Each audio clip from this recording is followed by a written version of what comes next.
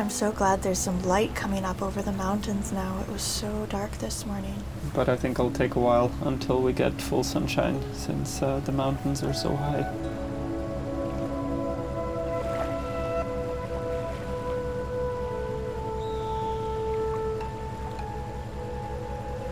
So, do you think we timed things right? Are we gonna get to these rapids at the right time? Time will tell. Time will tell.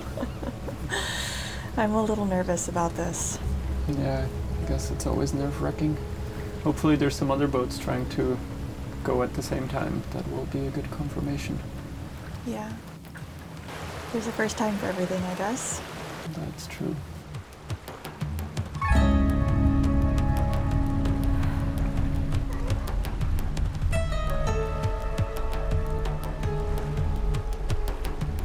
We have stepped back in time to a wild wilderness.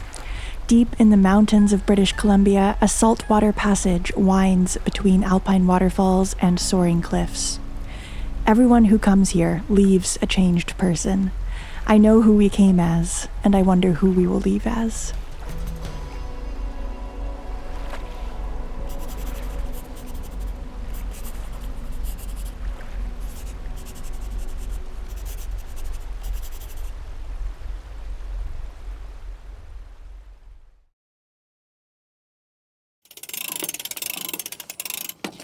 The dinghy's the real magic carpet. Can we go back a little more, or is that it? You can go back like an inch, not a lot. Oh. Yeah.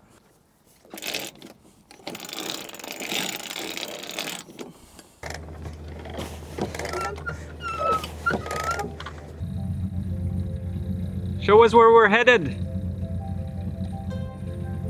Wow, into the mountains. There's a pilgrimage of sorts that every sailor on the BC coast must make eventually. Princess Louisa Inlet lies deep inland, up a narrow fjord that cuts between coastal mountains.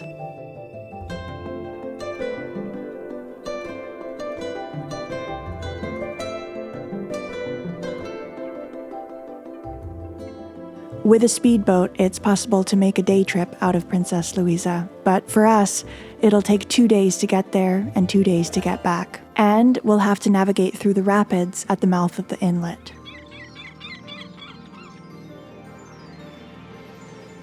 The journey begins in Pender Harbor, then we'll navigate up the Agamemnon Channel, which separates Nelson Island from the mainland. As we approach Jervis Inlet, the mountains will keep rising, and the sea floor will keep dropping away beneath us.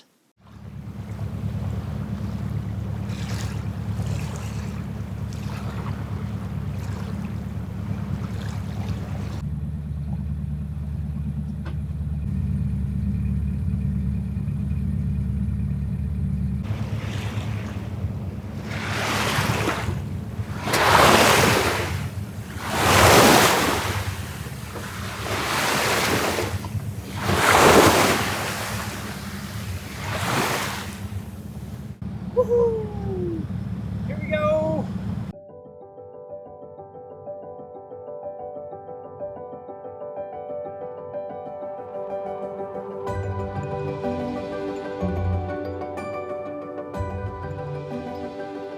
Sailing with us are our friends Steph and Christoph on board SV Yare. Their electric motor means that they'll have to travel slowly to conserve battery, and will have to anchor somewhere in Jervis Inlet overnight instead of doing one long push. But with such a steep fjord, there are very few places to anchor safely. The land immediately drops away to incredible depths. If it weren't so sunny, it might be quite eerie. We are floating nearly 650 meters above the sea floor. One guidebook points out that if we dropped our glasses overboard, they'd still be falling 20 minutes later. I think we'll go up that channel and go into that valley. Well, I gotta check it on avionics, but yeah, to the right goes to Egmont, and I think that's our channel there. It looks pretty cool.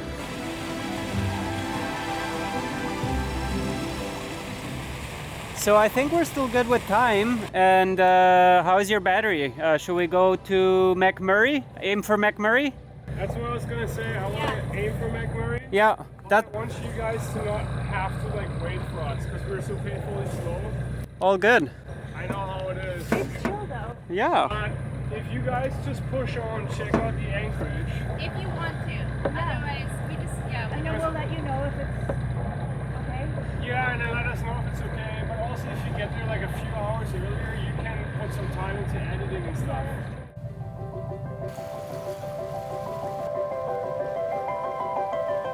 The plan was to anchor in McMurray Bay for the night. The chart showed a small ledge, enough to hold an anchor, maybe. With 2 boats, it would be tight. And if it didn't work, if we simply couldn't set the hook, then what? There aren't really better options. The rock cliffs tumble into deep, deep water. An anchor could never find the bottom.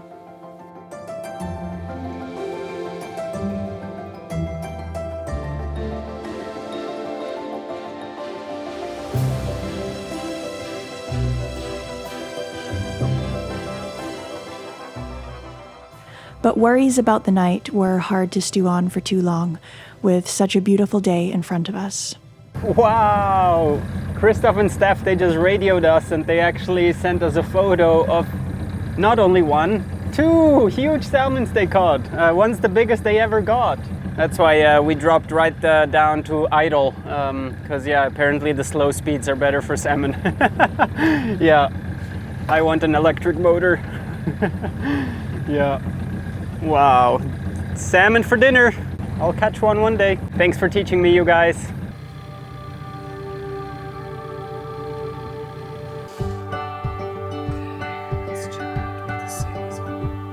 Well, if it works, it works. I have never seen one like that. It has 2 hanks that go on the stay. That's actually flying on the stay. Fingers crossed that I rigged things correctly.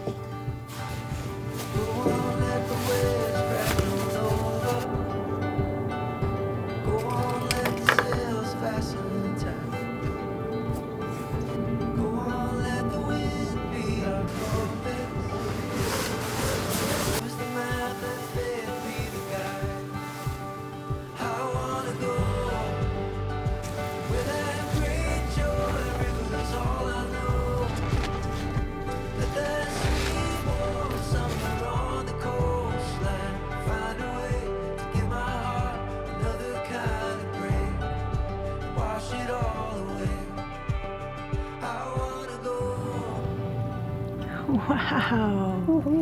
Dean, that's so cool. We are spanking. Oh boy. Nice. I don't think we're moving though. Well, give it a sec. It'll take a moment. It's filled up with wind. Cool. That's Beautiful. amazing. And it doesn't have holes in it, no mice chewing on it. You never know when you take an old sail out of a bag. There we go. That's amazing. Yeah, very cool. It is gonna be a tough one though, just holding on to it and nothing pulling it down. Like I said, no hardware yet. But that's why we're just, it's a sea trial. We're playing, getting to know what is what, and then we know, okay, where do we install the hardware, what do we need, make a list about the sheets and all the things. But this is so much fun, and look at the backdrop, wow. There's always something cool about having a downwind sail and such a spectacular view. This is epic.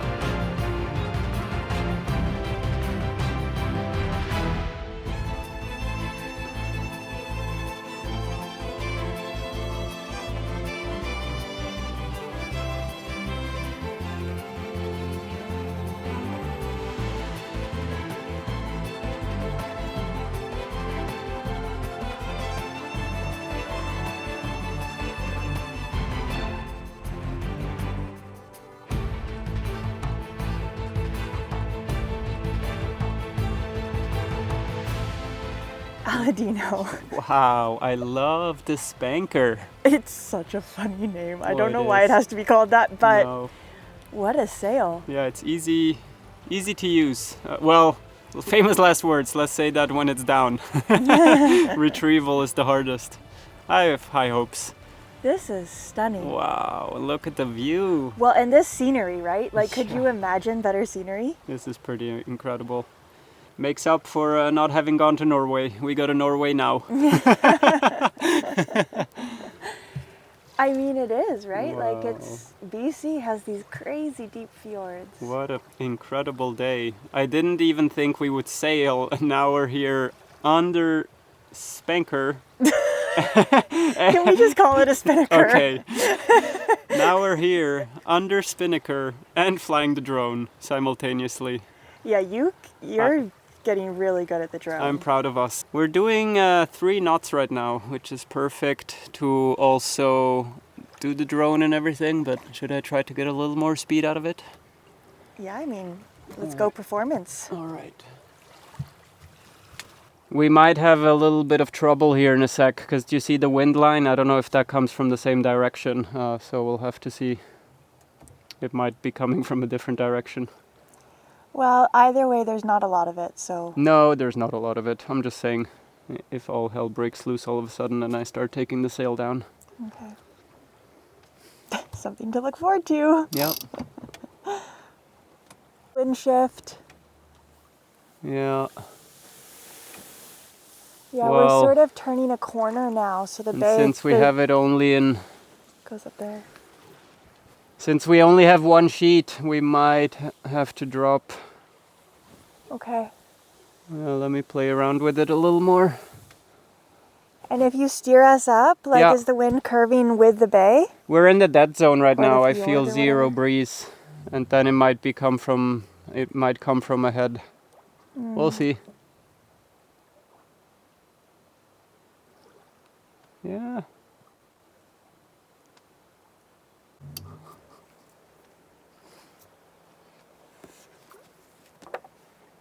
Oh.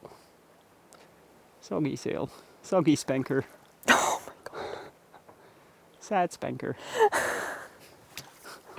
I don't know, I kind of like it.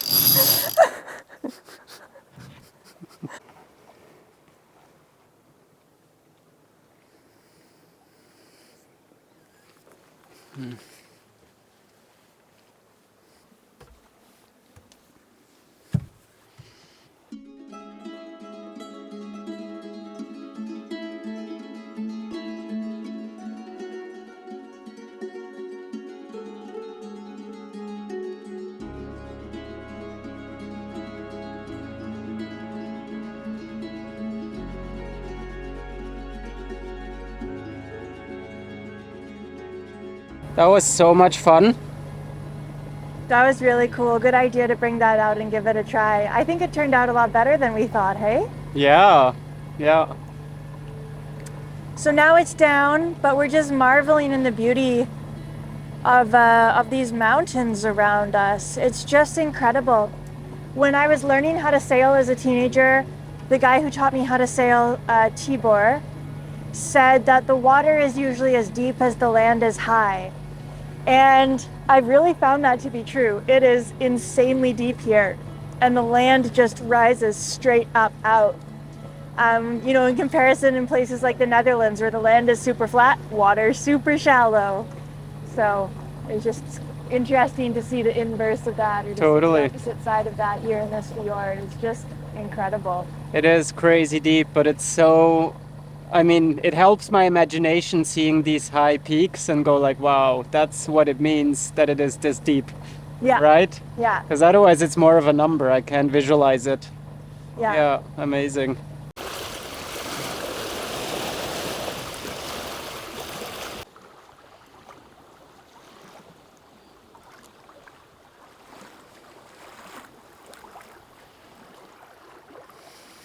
Princess Louisa Inlet and the journey up Jervis Inlet to arrive there has been a beloved pilgrimage for a very long time.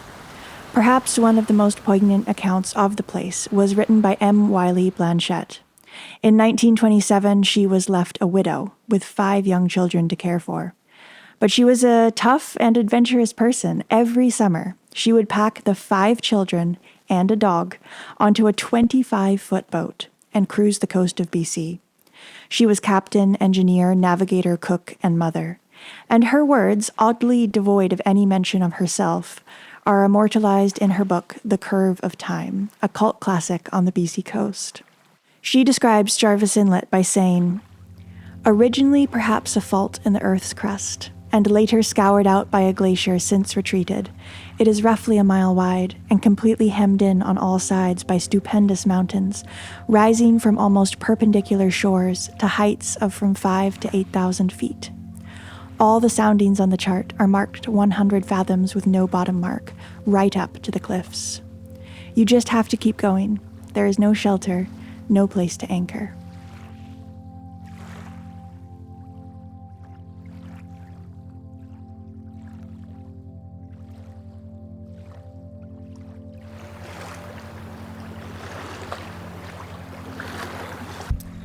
We are still beautifully sailing downwind.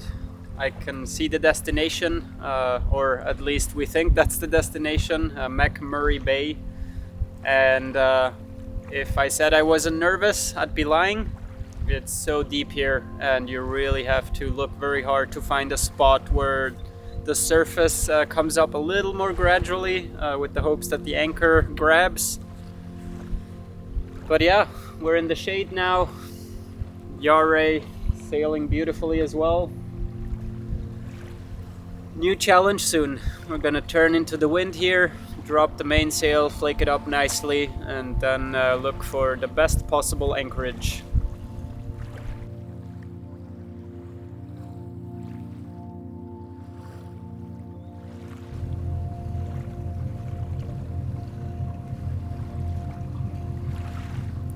The sun sets sooner when the mountains are high, slowly at first and then seemingly so quickly, the light dimming and shadows growing.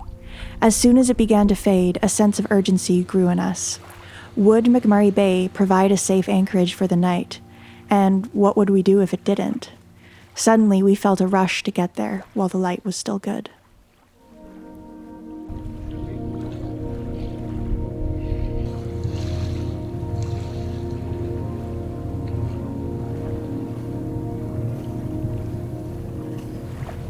What a spectacular place. It feels prehistoric. It feels like... It is. This is crazy. I hope the anchorage is good to us, but I just looked through the binos and there does seem to be a little beach there.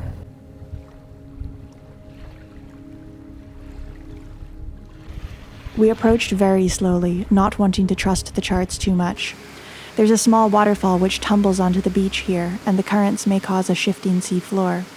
With binoculars and a keen eye on the depth sounder, we dropped the hook, and it seemed to hold. Aladino took a stern line to shore.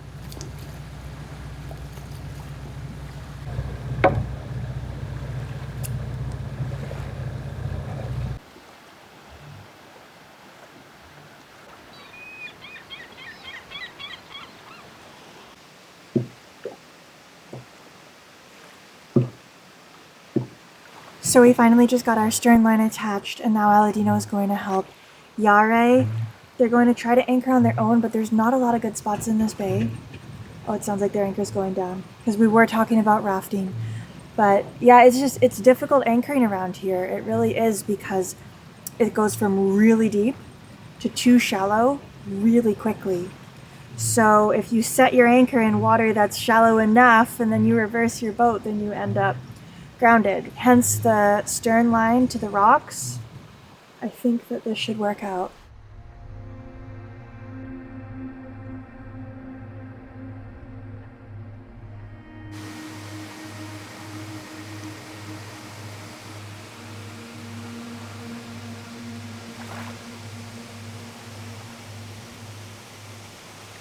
But wow, what a place. What a spectacular place. It feels prehistoric. It feels like we've journeyed to the ends of the earth. It's incredible.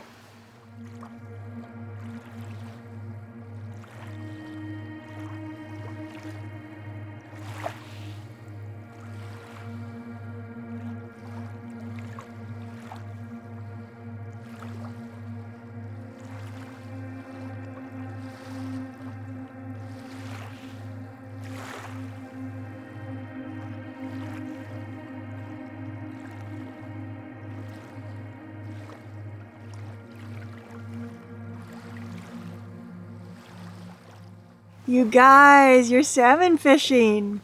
We are. It's paying off. We Un- tried a lot. We haven't catch anything in the Unbelievable. last 2 weeks. Made up for it though, hey? That made up for it. Today was a lucky day. It Coconuts sure being- was. Yeah, we never catch 2 in a row. They're like a really nice size. Incredible.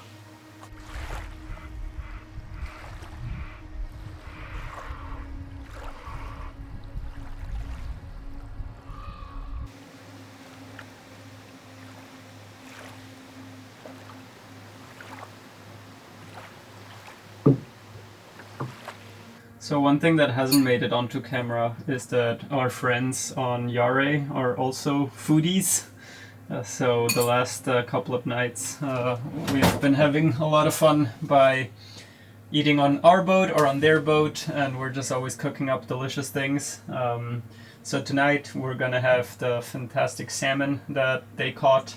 They're doing that part, and instead we are prepping potatoes in the oven. We've got a tomato salad with oregano from Jedediah, and then here we have a parsley, olive oil, garlic, lemon drizzle for over the potatoes and the salmon. So yeah, just You forgot the artichokes. oh, and Maya has prepared steamed artichokes for appetizer.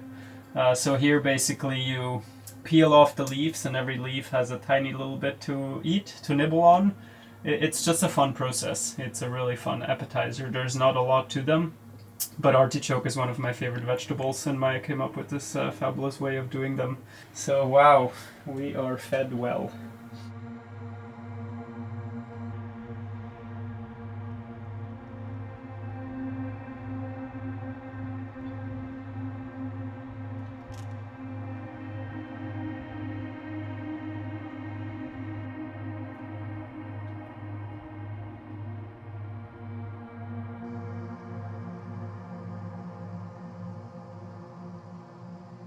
In real terms, we are no more remote here than we have been on any number of other sailing adventures. But I feel our solitude here very keenly. Perhaps it's the wildness of this landscape, in such stark contrast to the very idea of people and our civilizations.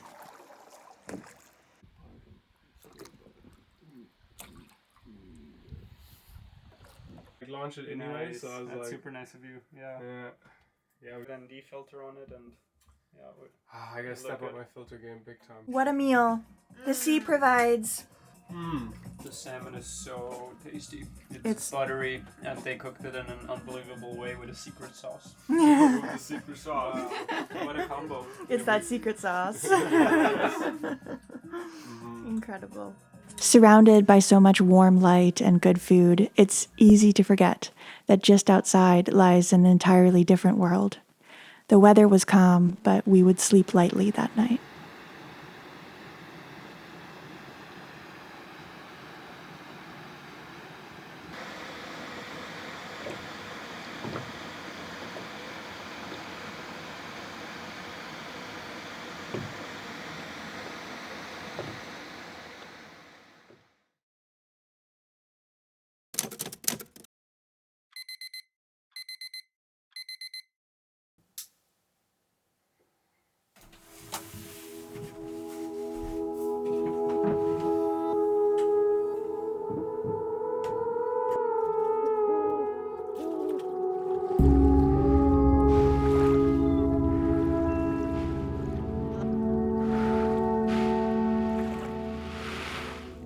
It was still very dark and quite humid, so the beam of light from my headlamp didn't reach very far, and it kind of echoed back, straight back at me, without really illuminating the periphery. So it was quite spooky, and I have quite a vivid imagination, so having heard stories of cougars and bears who inhabit these lands didn't help the situation. I was looking around myself and trying to make the best maneuver and the quickest one to get off the rocks and back to the safety of my dinghy.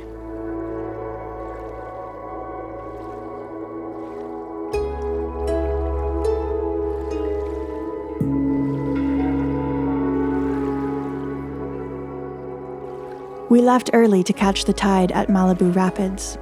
Right at the mouth of Princess Louisa Inlet is a narrow pass that is only possible for us to enter at slack water. At the wrong time, it is a writhing 9-knot swirl of whirlpools. But there is an unexpected headwind this morning. Our engine pushes against it, but it's draining Steph and Christoph's batteries, which are already low.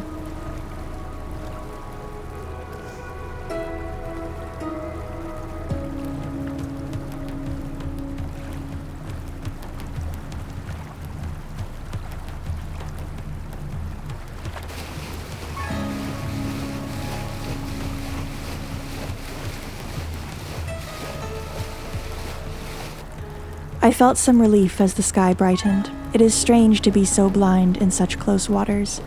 And now that the mountains are illuminated, I'm filled with a sense of awe. Even though these waters are well known and well charted, I feel as if we're sailing to the edge of the world, like we're the only people to ever see this valley.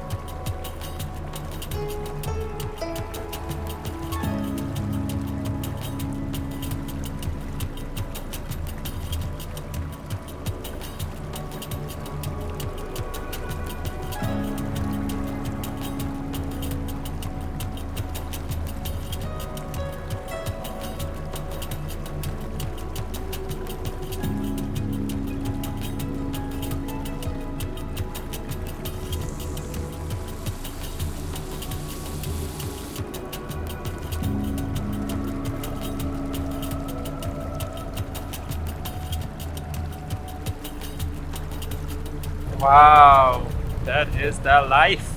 Spectacular views. And thanks for the yummy breakfast. To celebrate rounding Point Patrick. It's not quite Cape Horn, but it's a good one.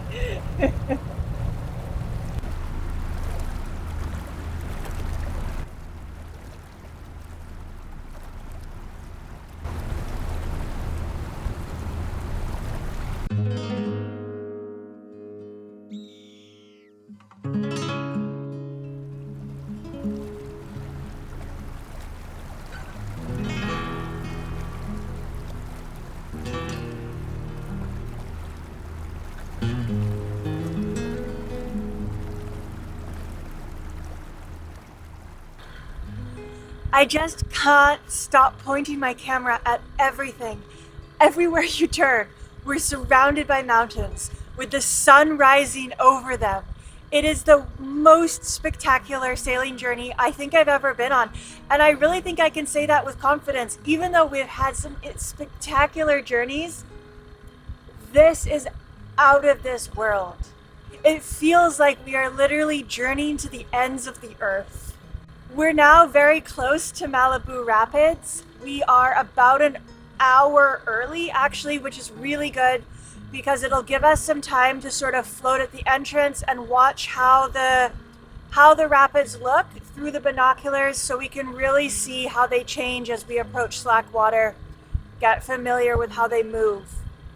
Steph and Christoph are quite a bit behind us.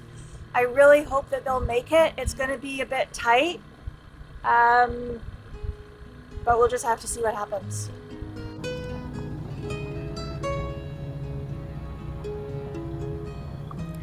At the entrance of Malibu Rapids is a shockingly large camp, built a long time ago and quite incongruous with the rest of the surroundings. From our vantage point, just outside of the inlet, it's hard to even see that the water continues. M. Wiley Blanchette, in her writing, agreed with us once again. From water level, the points on one side and the coves on the other fold into each other, hiding the narrow passage. It is not until you are rushed through the gap on a rising tide that the full surprise of the existence and beauty of this little hidden inlet suddenly bursts on you.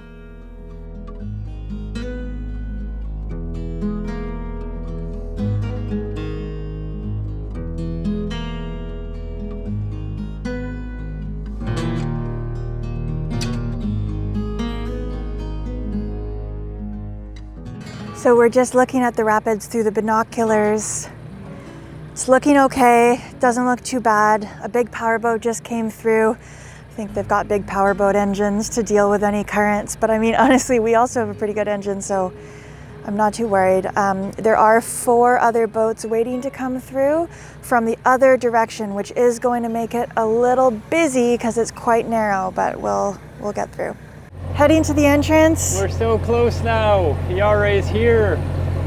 All right, so the first powerboat's gonna go through now. We'll let them, I think, all go if they go one after the other. We'll be here 5-10 minutes, and then maybe it's our turn. But yeah, I think it's ideal conditions, and I'm so glad we're both here. Okay, off we go into the rapids. All the other traffic has cleared. Current has now switched. We're going to be pushing against it slightly.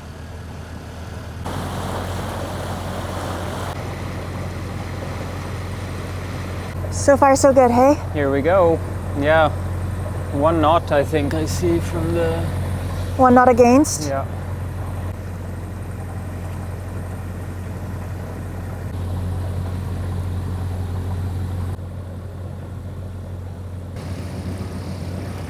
Woohoo! We made it! Good job, Aladino! Push, Yara, push! No, we're through now. We're both through. We're in the Yeah. safe section. Awesome. Wow, look at this place. This is unbelievable.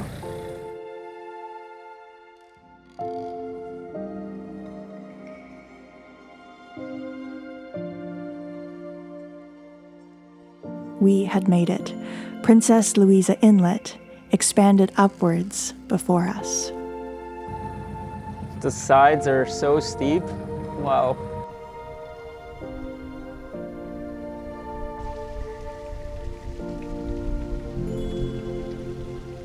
I just can't stop pointing the camera at everything.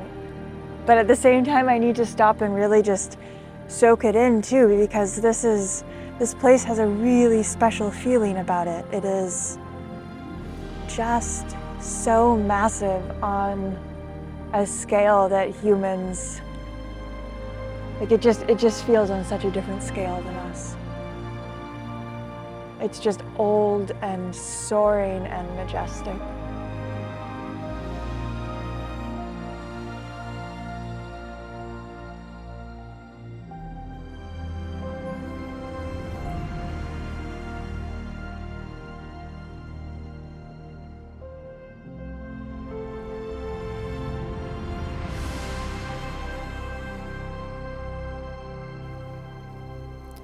Sunbeams as large as the mountains shone downwards at the water.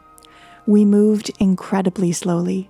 No more tidal passes to time, no more anchorages to find. Now we could be entirely present, awed and moved by the cathedrals all around us.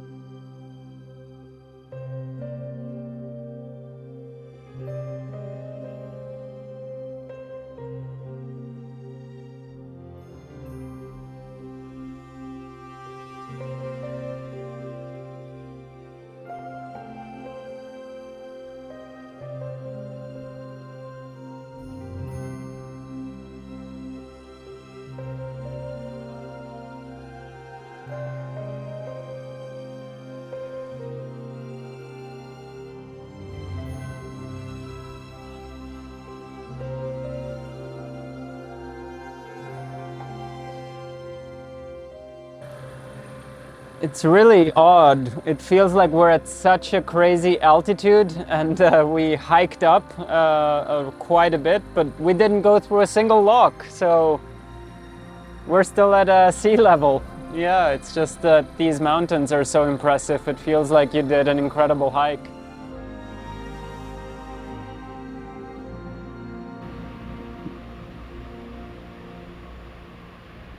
Inner peace and all of that has to come from within. I know that.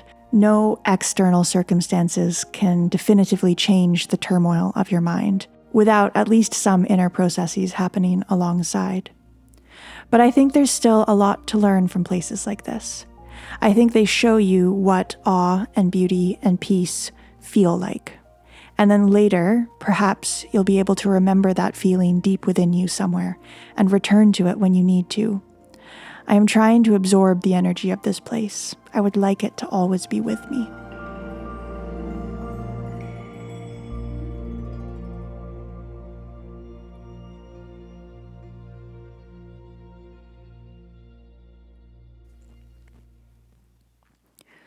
We have made it here with good friends in good weather. I already feel layers unfolding, unwinding, untwisting, tumbling alongside the alpine waterfalls. There is still a lot to explore in Princess Louisa herself. There are conversations to be had with Chatterbox Falls, a steep hike to the site of the old trapper's cabin, everywhere echoes of past voyages and people who have been awed by this place. Slowly we entered, slowly we stay, and slowly we will reluctantly leave. Join us next week as we continue to explore Princess Louisa Inlet. Thank you for being with us on this journey. I was so excited to edit this one together because just the footage and the memories and the feeling that we got from this place is really unique. It's unlike anything I've really experienced, and we've been fortunate to have a lot of sailing journeys, but yeah, this one is really special. I think there's a reason why it's such a beloved journey for boaters on the BC coast here. Huge thank you to the folks whose names are now appearing on screen for always going above and beyond to make sure that Magic Carpet keeps being produced. A really big thank you to all of our patrons for making this all possible. If you would like to become a patron and support these productions and allow them to keep being sponsor-free and, just on our own terms, we're really, really, really grateful for that and proud to be completely audience funded. So thank you. You can become a patron for as little as $2 a month. It's entirely up to you how you sign up. And in exchange, we post weekly real-time updates where we just, let you know what's happening in real time, since these videos are obviously always a little delayed. Big thanks to everyone for being here and watching. Huge thanks to our friends on SV Yare for doing this adventure with us. If they weren't with us, it's very possible we would have pushed ahead and done the entire journey in one big push, because you can do it in a day with a diesel engine that sort of pushes us along at 5 knots. But I think anchoring overnight, even though it was a little iffy at times, really added a lot of magic to the adventure. And I'm very glad we had such peaceful weather, or it would have been adventure in a negative way. But it was actually a really, really special thing to just feel so alone in the midst of that incredible scenery. We'll be back next week with more adventures from Princess Louisa with our friends on SV Yare, and we will see you there. Bye.